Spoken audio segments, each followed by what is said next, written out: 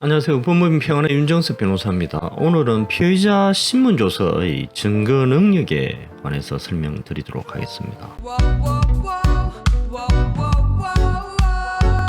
여러분, 피의자 신문조서, 조서잖아요, 조서. 그리고 또 다른 게 또 진술서라는 게 있거든요. 조서하고 진술서하고 어떻게 틀릴까요? 먼저 조서는 경찰 또는 검사가 묻고 수사 대상자가 답하는 형식이 조서입니다. 조서는 어쨌든 문서인데 어떻게 기재가 되어 있냐면 경찰이 묻습니다. 2021년 9월 20일 오후 5시 어디 있었어요? 답. 저희 집에 있었습니다. 문. 그때 무엇을 하고 있었습니까? 답.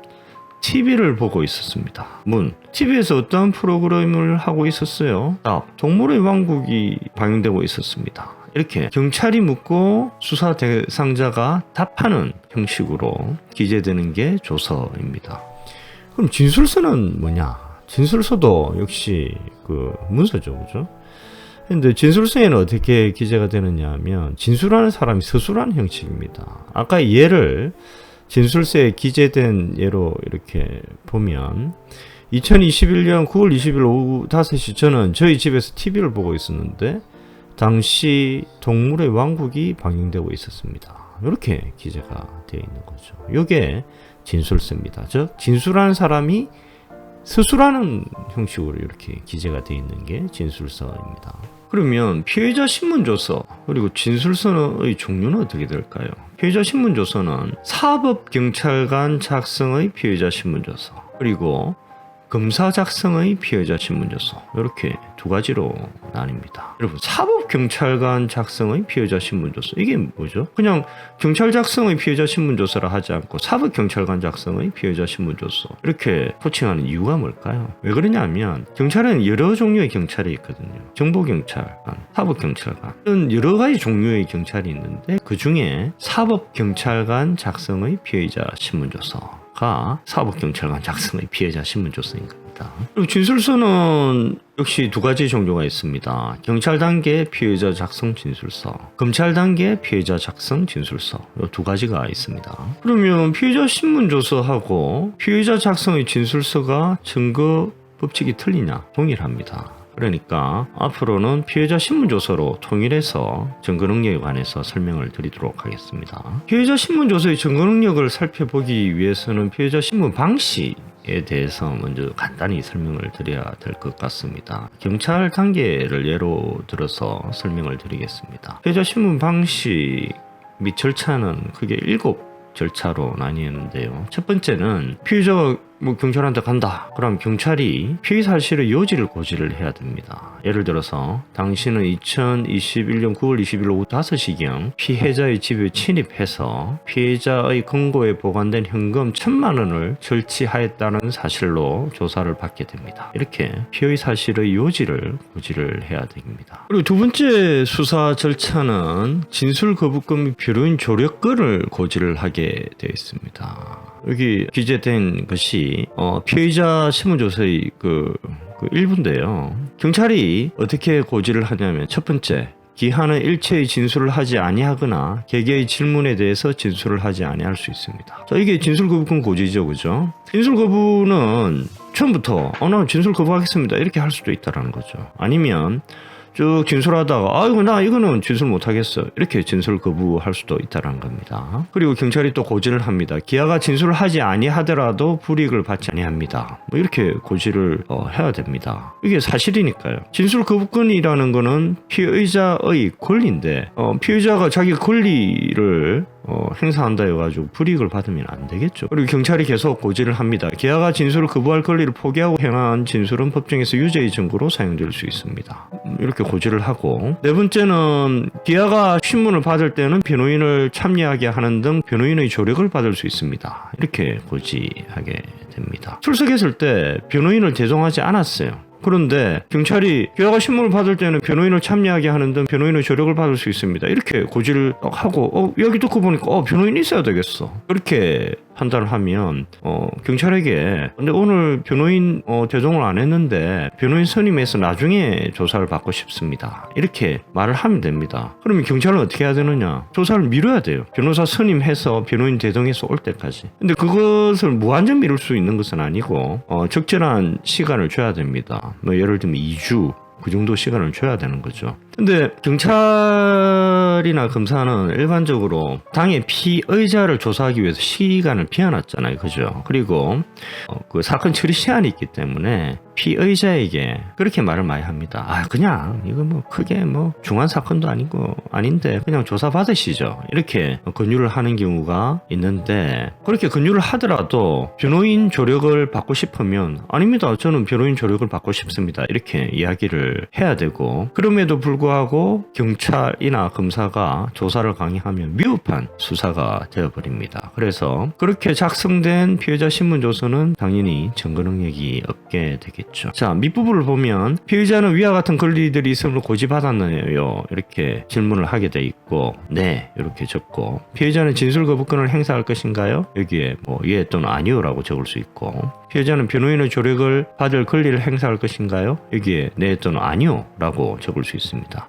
여기 보면 피의자가 자필로 네 아니요 이렇게 적고 지장을 찍었죠. 그죠? 이렇게 지장을 찍게 되어 있습니다. 그리고 피의자 신문 절차 중 세 번째는 사법경찰관의 경우 검사에게 구제 신청권이 있음을 고지를 해야 됩니다. 이 구제 신청권이 뭐냐 하면 수사권 조정이 되면서 새로 도입된 절차인데요. 경찰 수사 과정에서 뭐 법령 위반이라든지 인권 침해 또는 현장 수사권 남용이 있을 경우에는 피의자 또는 뭐 관계인이 검사에게 구제 신청을 할 수 있는 거죠. 그러면 검사가 구제 신청의 내용을 보고 바로 통치 명령을 내릴 수도 있고 여러 구제를 위한 적절한 조치를 취할 수 있게 되는 겁니다. 이게 구제 신청권인데 사법경찰관의 경우 검사에게 구제 신청권이 있다라는 사실을 고지를 하게 되어 있습니다. 이 고지하지 않으면 역시 위협한 수사가 되는 것이죠. 그리고 네 번째는 조사가 진행이 되겠죠. 경찰이 묻고 피의자가 답하고 뭐 이런 형식으로 조사가 쭉 진행이 될 것입니다. 조사가 끝나면 경찰은 그 조서를 프린트해서 피해자에게 읽어보라고 줍니다. 그럼 피해자는 자세히 읽어봐야 되죠. 그런데 어떤 부분이 이거는 내가 이렇게 진술 안 했는데 왜 이렇게 기재되어 있습니까? 이렇게 이의 신청을 해야 되고 이렇게 이의 신청을 했을 경우에는 경찰은 그 부분에 대해서 수정을 해줘야 됩니다. 그리고 조서 열람 및 수정이 끝나면 마지막 부분에 피의자가 자기 이름을 서명을 하게 되고 지장을 찍게 되고 그 간인을 하게 됩니다. 그리고 마지막으로 조사 장소에 도착한 시간, 조사를 시작하고 마친 시간, 그리고 조서 열람 시간, 그리고 이의 제기 여부 등을 기재를 하게 되어 있습니다. 그러면 이제 조사가 끝나게 되는 것이죠. 자, 본론으로 들어와서 검사 작성 피의자 신문 조서의 증거 능력 에 대해서 설명드리도록 하겠습니다. 검사 작성 피해자 신문 조서가 증거 능력을 가지기 위해서는 크게 세 가지 요건을 충족을 해야 됩니다. 첫 번째는 검사가 작성을 해야 됩니다. 물론 당연하죠. 문제는 우리가 검찰청에서 조사를 받아보면 검사가 직접 조사하는 경우는 아주 드뭅니다. 대부분이 여기 앉아 계신 계장님들이 조사를 하고 조서를 작성하게 되겠죠. 왜 이러냐? 검사가 일이 너무 많아서 그래요. 그러면 계장이 작성한 계장은 검사는 당연히 아니고 사법경찰관의 지위를 가지거든요. 사법경찰관인 계장이 작성한 피의자 신문조서는 다 검사 작성의 피의자 신문조서가 될 수 없느냐? 그건 아닙니다. 우리 대부분도 검사가 일이 너무 많아서 계장이 불가피하게 피의자 신문조서를 작성하는 현실을 잘 알고 있습니다. 그래서 대법원이 제시한 검사 작성 피의자 신문조서가 되기 위한 세 가지 요건이 있습니다. 첫 번째는 조사 시작하기 전에 검사가 피의자를 불러야 돼요.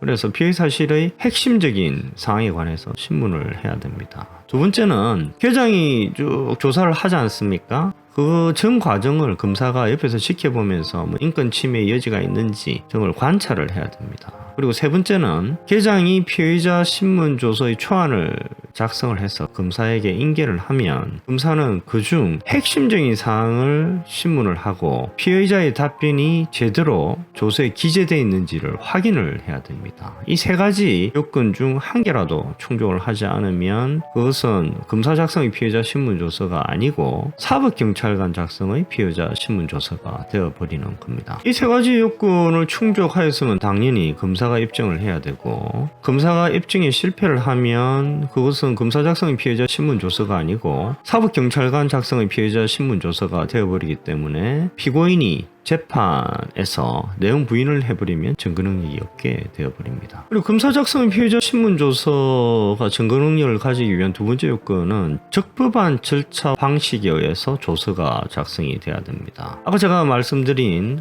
피의자 신문 7가지 절차를 다 지켜야 되는 거죠. 특히 진술거부권 고지, 그리고 변호인 참여권이 보장이 돼야 됩니다. 진술거부권, 변호인 참여권이 보장이 되지 않으면 조서는 증거 능력이 없습니다. 이 부분 역시 검사가 입증을 해야 되고, 이 요건 지키지 않았을 경우에는 검사 작성의 피의자 신문조서는 증거 능력이 없게 되는 것입니다. 검사 작성의 피의자 신문조서가 증거 능력을 가지기 위한 세 번째 요건은 실질적 진정 성립이 인정이 돼야 된다라는 겁니다. 실질적 진정 성립이 뭐냐 하면 피고인이 재판 당시에 검사 작성의 피의자 신문조서를 쭉 이렇게 보고 그 중에 이거는 내가 답변했어 라고 인정하는 부분만 증거 능력이 있다라는 겁니다. 그럼 실무적으로 어떻게 이루어지느냐? 검사 작성 피의자 신문조서 중에 쪽수를 특정하고 몇째 줄에서 몇째 줄까지는 내가 이렇게 진술한 적이 없다, 이렇게 답변을 하면 그 부분은 검사 또는 계장이 증언을 하지 않는 이상 증거 능력이 없게 돼버립니다. 그런데 검사 또는 계장이 증언을 하나요? 거의 안 하거든요. 그래서 검사 작성의 피의자 신문조서 중에 특정해서 이거는 왜 이렇게 대답 안 했습니다, 이거는 내 답변 취지하고 전혀 다르게 기재되어 있습니다, 이렇게 한 부분은 증거 능력이 없게 되는 거죠. 실무적으로 어떻게 하느냐?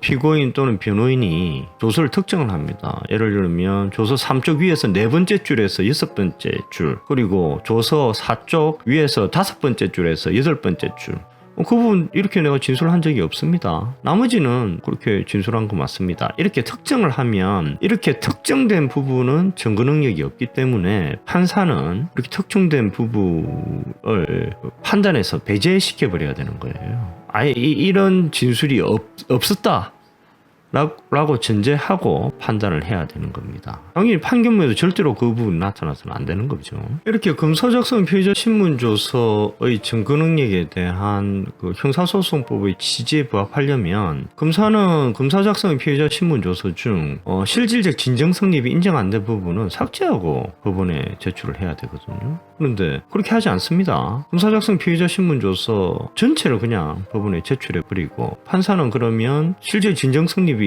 부인된 부분도 읽게 되겠죠. 그러면 속으로 생각합니다. 아니 검사가 피고인한테 불리한 부분은 피고인이 진술하지 않았음에도 기재했을까? 그건 아닐 거야. 피고인에게 유리하든 불리하든 다 피고인이 검찰 단계에서 조사할 때 그렇게 진술했기 때문에 조서의 기재가 그렇게 돼 있겠지. 단지 피고인이 재판 과정에서 변호인하고 협의해가지고 자기한테 불리한 부분은 진술하지 않았다, 그렇게 주장할 거야. 그렇게 판단할 수가 있는 거죠. 그런데 이것은 잘못된 판단이죠. 검사 작성 피의자 신문조서 중에 실질적 진정 성립이 부인된 부분은 판사가 읽게 해서는 안 되는 겁니다. 그 부분을 삭제해서 제출이 돼야 되는 거죠. 그런데 검사는 실무적으로 그렇게 하고 있지 않거든요. 그래서 이 부분은 분명히 시정이 돼야 됩니다. 근데 형사소송법 개정으로 2022년 즉 내년 1월 1일부터는 검사 작성의 피의자 신문조서가 사법경찰관 작성의 피의자 신문조서하고 동일하게 피고인이 내용 부인 한마디면 아예 법정에 제출도 못하게 돼버립니다. 한마디로 수사 단계에서의 검사의 지위가 사법경찰관의 지위로 내려앉게 돼버린 거죠. 다음으로 사법경찰관 작성의 피의자 신문조서의 증거 능력에 관해서 살펴보도록 하겠습니다. 사법경찰관 작성의 피의자 신문조서가 증거 능력을 가지기 위한 여러 요건이 있는데 다 필요 없습니다. 재판 시에 피고인이 내용 부인 한마디면 증거 능력이 없습니다. 그러니까 다른 증거 능력을 가지기 위한 요건을 살펴볼 필요가 없어요. 재판할 때 피고인 내용 부인 한마디 이래버리면 아예 사법경찰관 작성의 피해자 신문조서는 법정에 제출이 될 수가 없게 되는 겁니다. 한마디로 휴조가 돼버린 거죠. 근데 변호인 중에 많은 분들이 경찰 조사 당시부터 공사실을 부인했다라는 것을 재판부에 어필하기 위해서 사법경찰관 작성의 피해자 신문조서의 내용을 인정하는 분들이 많습니다. 그런데 이것은 잘못이라고 저는 주장합니다. 재판은 생물체가 자라는 것처럼 쟁점이 수시로 변하거든요. 재판 초기에는 사경작성 피의자 신문조서 대답 부분들이 이거 괜찮아, 뭐 문제 없어 이렇게 판단되다가 재판이 진행되고 쟁점이 수시로 바뀌면서 이 부분 문제가 있다 이렇게 되는 경우가 아주 많습니다. 그래서 사법경찰관 작성의 피의자 신문조서는 경찰 단계에서 부인을 했든 자백을 했든 관계없이 내용 부인하는 것이 원칙이라고 저는 생각을 하고 있습니다. 그리고 제가 사법경찰관 작성의 피의자 신문조서의 그 내용을 부인하는 것이 원칙이라고 하는 또 다른 이유는 사법경찰관 작성 피의자 신문조서의 질문에 많은 증거들이 들어가 있는 거예요. 사법경찰관 작성의 피의자 신문조사 당시에 제출하거나 제시된 여러 증거들 있지 않습니까? 그 증거들이 재판 결과 증거능력이 없게 되는 경우가 많거든요. 근데 사법경찰관 작성 피의자 신문조서의 내용을 인정해버리면 판사로 하여금 이런 증거가 있었구나 이렇게 생각을 하게 할 수 있는 거죠. 그래서 사법경찰관 작성의 피의자 신문조서는 내용을 부인하는 것이 원칙이다 그렇게 저는 생각합니다. 특수한 문제로 공범에 대한 사법경찰관 작성 피해자 신문조서의 증거능력이라는 문제가 있습니다. 자, 예를 한번 들어볼게요. 특수절도 사건이 발생했습니다. B가 망을 보고 A가 피해자의 집에 침입을 해서 금고에서 1,000만 원을 들고 나옵니다. 특수절도 중 합동절도에 해당되겠죠. 경찰 조사할 때 B는 자백합니다. 그때 제가 망보고 있었는데 A가 피해자 집에 들어가가지고 1,000만 원 들고 나오더라고요. 이렇게 자백을 하고 그게 사법경찰관 작성 B에 대한 피해자 신문조서에 기재가 됩니다. 근데 A는 경찰 이후 계속 부인을 하거든요. 저는 사건 당시에 다른 곳에 있었습니다. 이렇게 부인을 합니다. 이후에 A에 대해서 기소가 됩니다. A에 대한 재판이 열리는 거죠. 그러면 A에 대한 재판에서 B에 대한 사법경찰관 작성의 피해자 신문조서의 증거 능력은 어떻게 되겠습니까? 이게 공범에 대한 사법경찰관 작성의 피해자 신문조서의 증거 능력 문제입니다. A 재판에서 A가 그럽니다.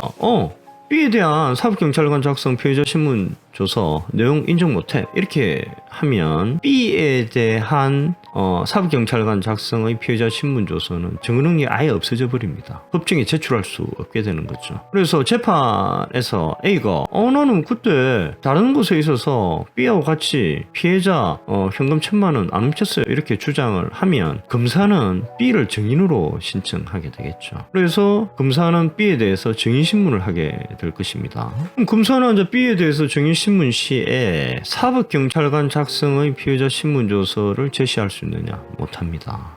증거 능력이 없기 때문에 제시를 못하게 됩니다. 그러면 검사는 처음부터 다시 질문을 해야 되는 거죠. 이 사건 당시에 B 당신은 망을 보고 있고 A가 피해자의 집에 침입해서 현금 1,000만 원 가져놓은 거 맞습니까? 이렇게 질문을 하게 되는 거죠. 그러면 B가 맞습니다라고 대답할 수도 있지만 아닙니다. 그때 A, B 같이 피해자 집 근처에 간 적도 없습니다. 이렇게 대답할 수도 있겠죠. 그러면 검사는 이제 다시 그 신문을 해야 되고 아주 곤란한 처지에 놓이게 될 수가 있는 겁니다. 이것이 공범에 대한 사법경찰관 작성의 피해자 신문조서의 증거 능력에 관한 문제입니다. 그러면 이런 질문이 있을 수가 있습니다. 아니 재판 때 검사 작성의 피해자 신문조서든 사법경찰관 작성의 피해자 신문조서든 다 이 휴지 조각인데 수사 받을 때 피해자 신문에 대응할 필요가 있습니까? 결론은 철저히 대응을 해야 된다라는 겁니다. 그 이유는 크게 세 가지입니다. 첫 번째는 검사나 사법경찰관이나 피해자 조사하기 전에 기소 여부를 미리 결정하는 경우도 있지만 그렇지 않은 경우도 많거든요.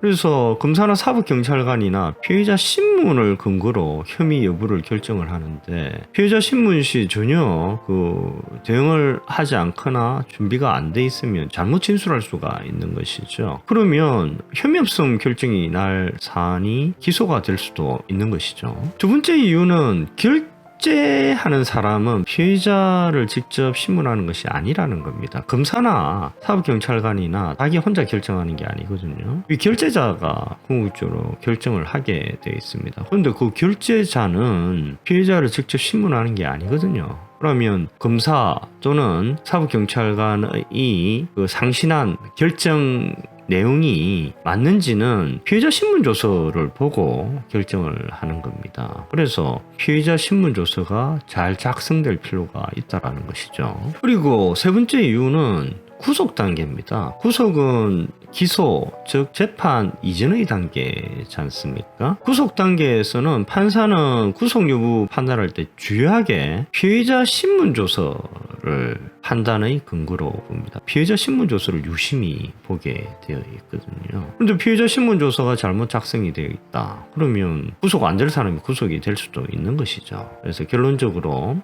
비록 재판 시에 검사 또는 사법경찰관 작성의 피해자 신문조서가 증거 능력이 없게 된다 하더라도 수사 단계에서는 피해자 신문을 철저하게 준비 또는 대응할 필요가 있다라는 것입니다. 자, 오늘 이 정도로 하겠습니다. 감사합니다.